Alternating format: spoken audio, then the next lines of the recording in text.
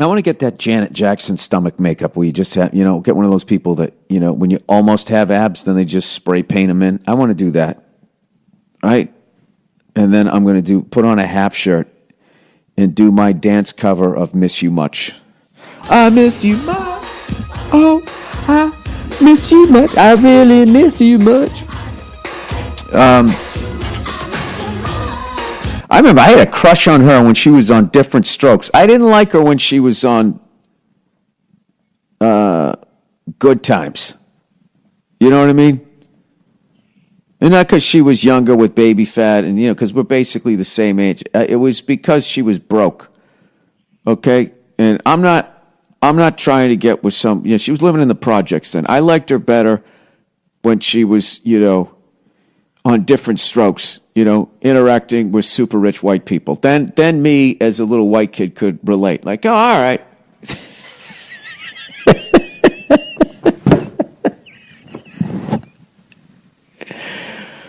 Oh, now the world don't move to the beat of just one drum. What might be right for you may not be right for some. All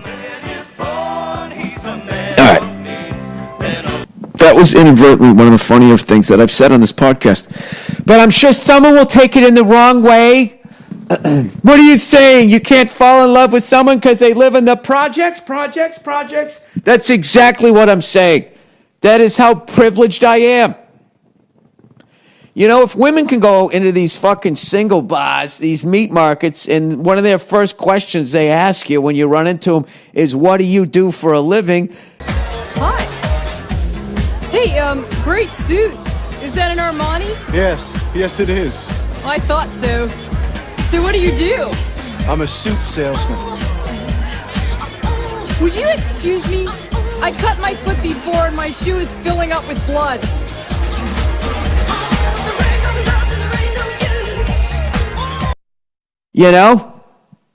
How much fucking cake are you putting on the table there, swinging dick, right? Why can't I choose my TV crushes?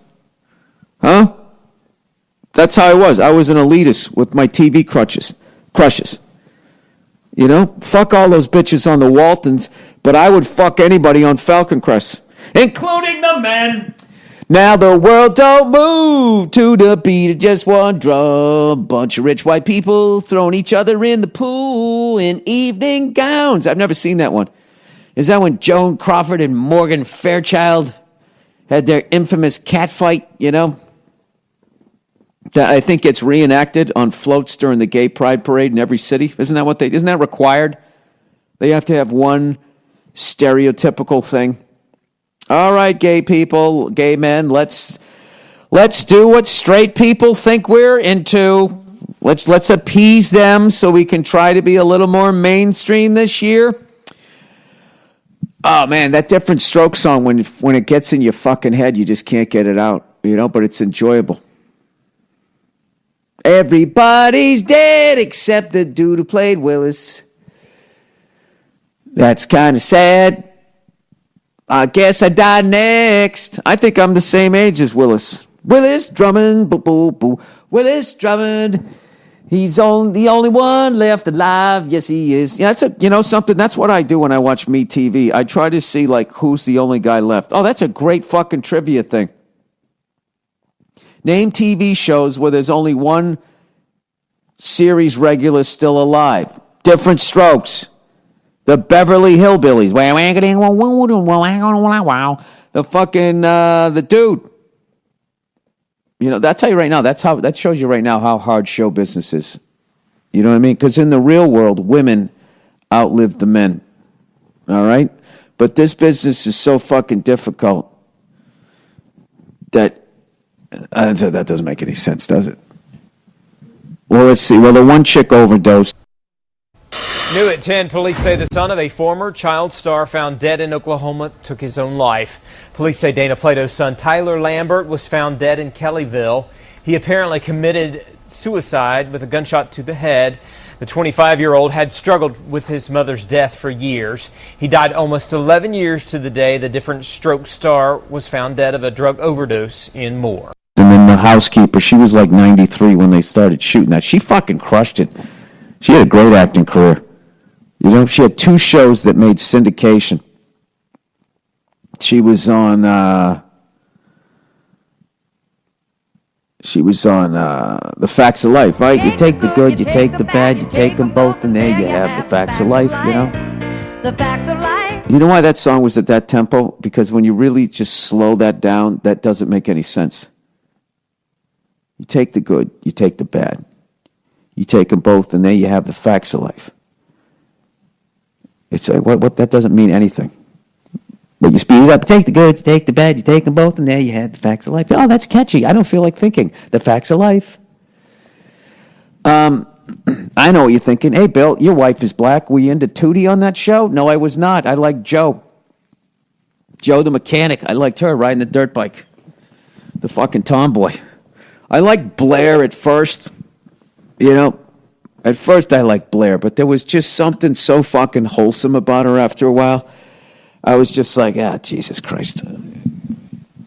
Can you imagine the fucking look she'd be giving me a week into this? Do you like how I'm entertaining the fact that a young freckled me could have actually dated Blair from,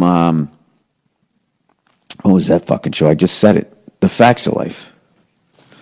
All right. I don't have anything to talk about, so I'm going to tell you about my TV crushes. All right. Back in the day,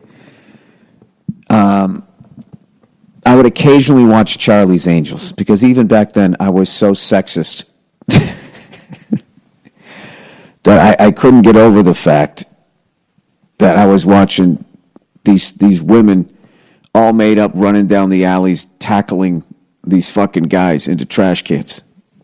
You know, having said that, I obviously liked Farrah Fawcett, right? But I was a Kate Jackson fan. She was sort of the first Demi Moore, I feel, you know? The fucking brunette with the smoky fucking voice. And then the best was when she was on the Rookies. Ba-da-da-bo-do-do-ba-ba, da-da-da-da-da, ba-da-da-da. You know what I would love to have on the fucking podcast? I would love to have the trumpet player from the 1970s who fucking just got in with whatever studio and played half of those theme songs. Dude, if you were in a fucking horn section, living in L.A. in the 70s, right? And you just fucking, and then they had all those cop shows.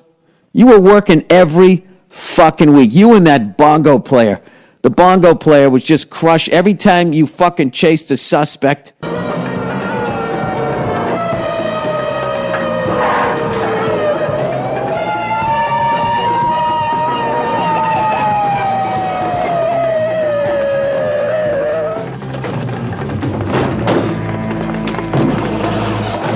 Down a fucking alley, they always were playing the congas and the bongos, right? And then whenever they had the theme song for the show, it was the fucking horn section. Trumpets.